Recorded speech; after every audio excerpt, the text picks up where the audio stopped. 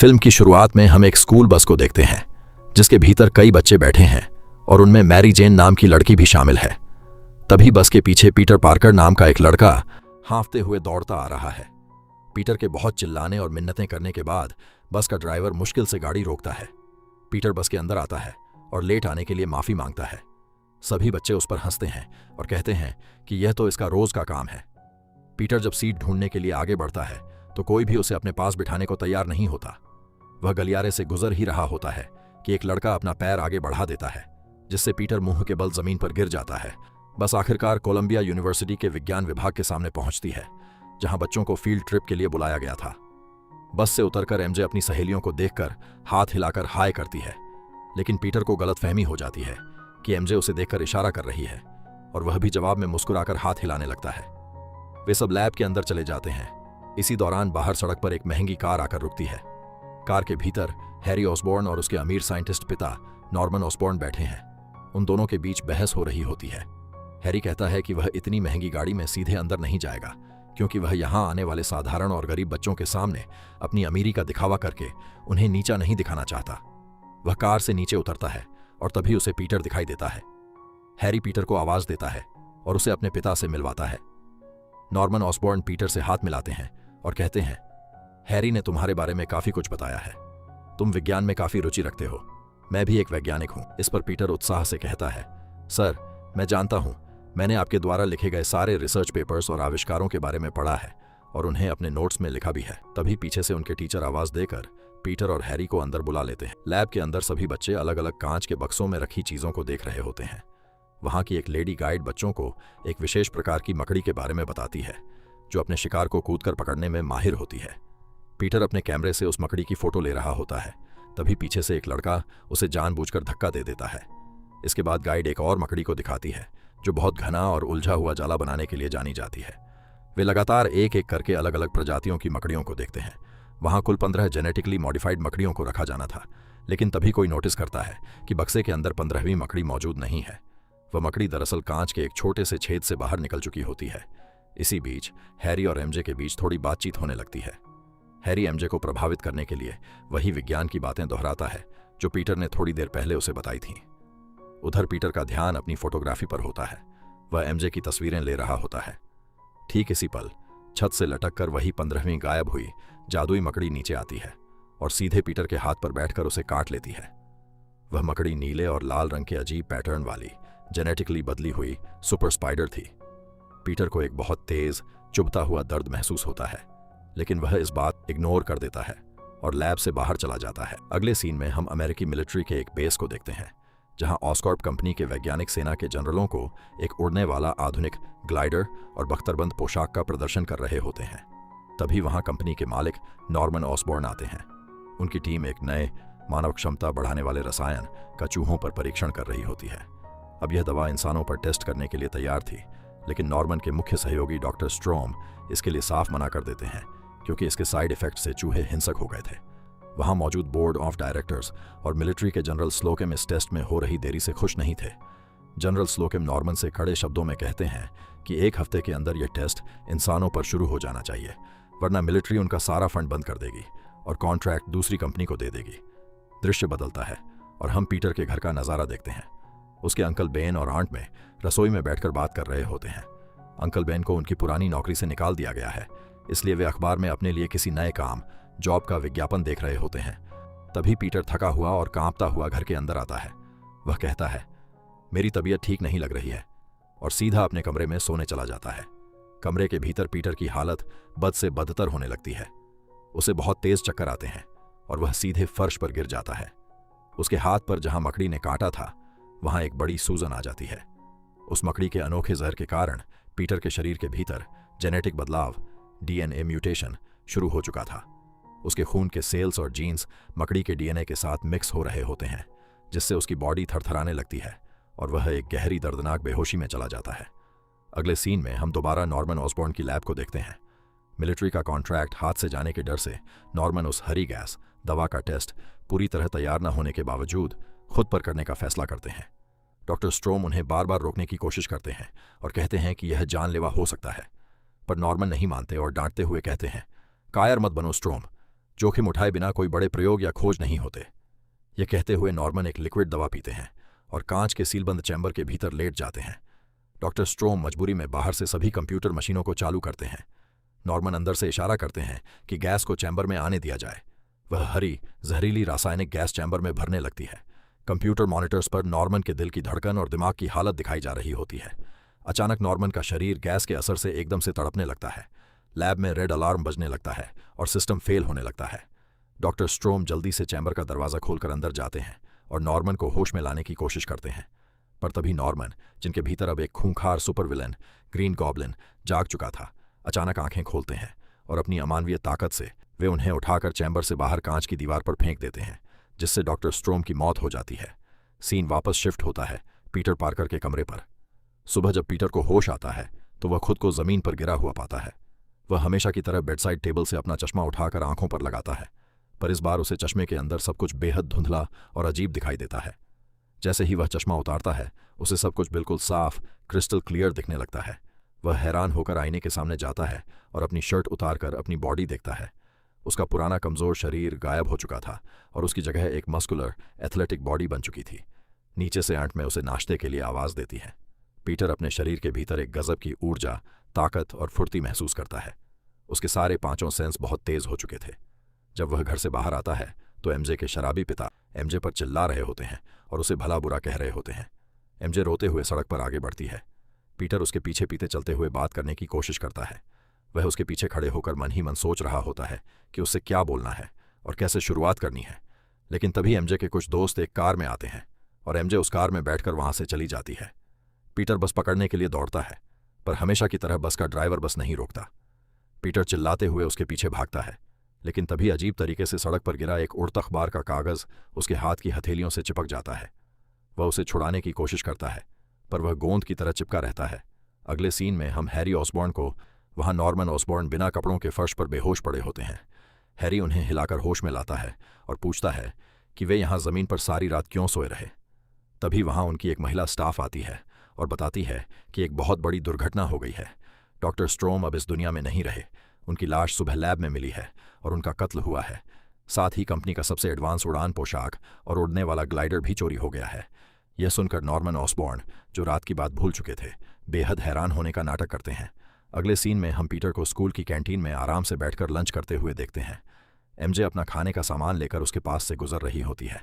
तभी फर्श पर गिरे किसी लिक्विड जूस से एमजे का पैर फिसल जाता है और वह हवा में पीछे की तरफ गिरने लगती है। वह एक ही सेकंड में हवा में उछलकर एक हाथ से एमजे को कमर से पकड़कर गिरने से बचाता है और दूसरे हाथ में खाने की प्लेट लेकर सारे सामान को बिना गिराए परफेक्ट तरीके से कैच कर लेता है। एमजे इन सबसे बेहद हैरान हो जाती है और पीटर को थैंक्स कहती है। वह पीटर की आंखों में देखते हुए उसकी नीली आंखों की तारीफ भी करती है। तभी पीटर का ध्यान अपनी उंगलियों पर जाता है, जहां कैंटीन का एक स्टील का चम्मच अजीब तरीके से उसकी त्वचा से चिपक गया था। जब वह उसे छुड़ाने के लिए अपने हाथ को एक खास अंदाज में झटकता है तो उसकी कलाई से एक जादुई सफेद मकड़ी का वेब निकलता है और दूर रखी खाने की एक भारी प्लेट पर जा चिपकता है। पीटर घबराकर जैसे ही हाथ खींचता है, वह प्लेट तेजी से उसकी ओर हवा में उड़ती हुई आती है। पीटर तो झुक जाता है, लेकिन वह प्लेट सीधे पीछे खड़े एक तगड़े लड़के के सिर पर जाकर जोर से लगती है। फ्लैश गुस्से से पीछे मुड़कर देखता है।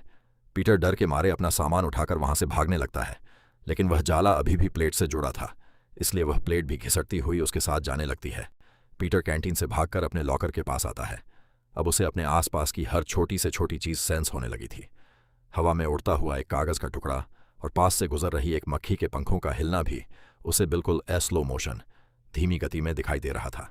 फ्लैश पीछे से पीटर के सिर पर एक जबरदस्त घूंसा मारना चाहता है, पर पीटर को अपनी शक्तियों के कारण उसका मुक्का आने से पहले ही पता चल जाता है। वह बिना पीछे मुड़े आसानी से साइड हटकर बच जाता है। दोनों के बीच फाइट शुरू हो जाती है। फ्लैश पूरी ताकत से पीटर पर एक के बाद एक कई पंच मारता है, लेकिन पीटर को फ्लैश के मुक्के स्लो मोशन में आते हुए दिख रहे होते हैं। पीटर बड़ी अजीब और लचीली फुर्ती से पीछे की ओर झुककर और हवा में कलाबाजियां खाकर फ्लैश के हर वार से बच जाता है।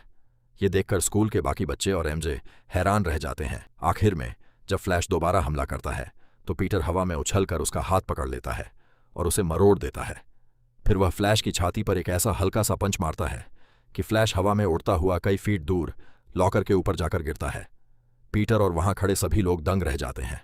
पीटर तुरंत वहां से भागते हुए स्कूल के पीछे एक सुनसान और तंग गली में आता है। वह मकड़ी के काटे जाने वाली जगह को देखता है। अपनी कलाई को दबाने पर उसे महसूस होता है कि उसकी उंगलियों और हथेलियों पर मकड़ी के पैरों की तरह बारीक टेंटिकल्स उग आए हैं जो किसी भी सतह को पकड़ सकते हैं। उसे पक्का यकीन हो जाता है कि उसके अंदर मकड़ी की जादुई ताकतें आ चुकी हैं। वह सामने बनी एक ऊंची ईंटों की दीवार की तरफ देखता है। वह अपने हाथ दीवार पर रखता है और बिना किसी सपोर्ट या रस्सी के एक असली मकड़ी की तरह आसानी से सीधे दीवार पर ऊपर की तरफ चढ़ने लगता है। वह छत पर पहुंचकर नीचे देखता है और खुशी के मारे चिल्लाता है। वह एक बिल्डिंग की छत से दूसरी बिल्डिंग की छत पर आसानी से लंबी लंबी छलांगें लगाता है और अपनी इन शक्तियों से बेहद खुश होता है। इन सब के बाद पीटर एक बहुत दूर बनी ऊंची बिल्डिंग पर जाने के लिए अपनी कलाई से जाला वेब फेंकने की कोशिश करता है। वह अपने हाथ को अलग अलग सुपर हीरो स्टाइल में हिलाता है, कभी उंगलियां खोलता है तो कभी अजीब आवाजें निकालता है, पर जाला नहीं निकलता। आखिरकार जब वह अपनी बीच की 2 उंगलियों को हथेली पर दबाकर एक खास साइन बनाता है और सामने खड़ी एक क्रेन की तरफ हाथ करता है तो उसकी कलाई से एक मजबूत जाला निकलता है और क्रेन के लोहे से चिपक जाता है। पीटर उस जाले की रस्सी को पकड़कर हवा में झूला झूलते हुए आगे बढ़ता है, लेकिन वह अपनी स्पीड को कंट्रोल नहीं कर पाता और सीधे सामने वाली बिल्डिंग की एक पक्की दीवार से धड़ाम से टकराकर नीचे गिर जाता है। अगले सीन में वह शाम को अपने घर वापस आता है। वह देखता है कि पड़ोस के घर में एमजे और उसके शराबी पिता के बीच हमेशा की तरह जोर जोर से लड़ाई हो रही होती है। पीटर कचरा फेंकने के बहाने बाहर आता है। तभी एमजे भी रोते हुए अपने घर से बाहर आती है। वह पीटर को देखकर पूछती है, क्या तुम अंदर हो रही हमारी बातें सुन रहे थे? पीटर शर्मिंदा होकर मना कर देता है और कहता है, अरे नहीं, पर झगड़े तो हर घर में होते हैं। वैसे मैं आज स्कूल की कैंटीन में हुए उस तमाशे के लिए तुमसे माफी मांगना चाहता हूं। एमजे मुस्कुराती है और कहती है कि उसकी कोई गलती नहीं थी। एमजे बातों बातों में पीटर से पूछती है कि हाय, स्कूल खत्म होने के बाद वह लाइफ में क्या करना चाहता है। पीटर कहता है, इसके बाद मैं इस छोटे कस्बे से निकलकर बड़े शहर न्यूयॉर्क जाना चाहता हूं। वहां रहकर मैं किसी अखबार में एक फोटोग्राफर की नौकरी कर लूंगा। फिर पीटर एमजे से पूछता है, और तुम क्या करोगी? इस पर एमजे अपनी आंखों में बड़े सपने लिए आसमान की तरफ देखती है और बताती है, मैं शहर जाकर एक बहुत बड़ी एक्ट्रेस बनना चाहती हूं। दोनों एक दूसरे को देखते हैं और उनके बीच एक खूबसूरत सा साइलेंस छा जाता है। इसी दौरान वहां अचानक एक लड़का एक बेहद चमचमाती और महंगी स्पोर्ट्स कार लेकर आ जाता है। एमजे उस शानदार कार को देखकर बहुत खुश होती है। वह पीटर को अलविदा कहती है और फ्लैश के साथ उसकी कार में बैठकर वहां से चली जाती है। एमजे को उस महंगी कार में जाता देख पीटर के मन में एक गहरी हीन भावना और उदासी बैठ जाती है और उसे प्रभावित करने के लिए पीटर के पास भी एक अच्छी कार होना बेहद जरूरी है। वह उदास कदमों से अपने घर लौटता है और सीधे अपने कमरे में चला जाता है। पीटर कमरे में बैठकर अखबार पलटने लगता है, जहां उसकी नज़र एक विज्ञापन पर पड़ती है। वह एक लोकल कुश्ती प्रतियोगिता का विज्ञापन था, जिसमें साफ साफ लिखा था कि जो कोई भी रिंग में खतरनाक और खूंखार रेसलर बोन्सो मैकग्रॉ के सामने केवल 3 मिनट टिक जाएगा, उसे नकद $30,000 का इनाम दिया जाएगा। पीटर तुरंत दिमाग लगाता है कि $30,000 से वह एक बेहतरीन कार खरीद सकता है और एमजे को आसानी से इम्प्रेस कर सकता है। वह अपनी इस नई मकड़ी की शक्तियों का इस्तेमाल करके उस रेसलिंग चैंपियनशिप में जाने का पक्का फैसला कर लेता है। वहां अपनी पहचान छिपाकर जाने के लिए पीटर उसी रात अपने कमरे की बत्ती जलाकर अपने लिए एक सुपर हीरो सूट और कॉस्ट्यूम का डिज़ाइन तैयार करने में जुट जाता है।